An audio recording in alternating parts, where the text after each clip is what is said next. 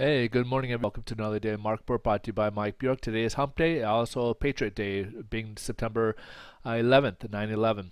So, with that in mind, we'll jump right into the economic news releases. We just got one item here, and it's not a high impact one. It's actually a pretty minor one, and this is the wholesale inventories for the month of July.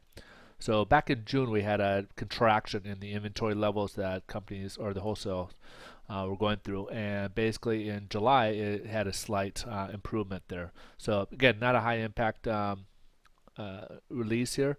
The big ones would be this for this week would be actually on Friday when we had the retail sales, as well as consumer sentiment and the PPI, which is the inflation on the wholesale level of things.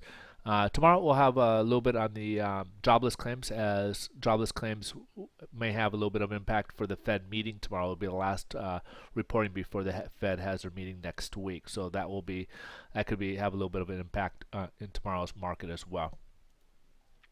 So let's jump look at the headline news, and right now the stock market's a little mixed. Nasdaq's down a little bit, primarily because uh, Apple, is kind of the big weighted average on the Nasdaq. So Apple's kind of declining a little bit after a big day yesterday.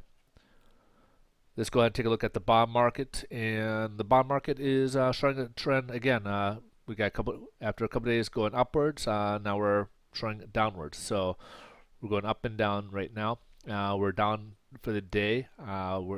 We closed yesterday at 98.84, and we're down about 15 basis points at the 98.69, testing the floor here. So it'll be important to see how we hold this. Now, remember, Fed. This is something that's been anticipated for months now, in regards to the Fed meeting in September, because this was the month that they thought maybe the Fed may start their tapering plans, as a lot of forecasters were projecting the September meeting. Now, this will be kind of important, in the respect that you may see some volatility in both markets, equity as well as the bond market, leading up to this meeting, until they wait and see what the Fed comes up with, or what they say after their announcement on next Wednesday. So again, this will be important. We'll expect some volatility over the next week. You may see money moving out, so you could see more further worsening in the interest rates coming ahead.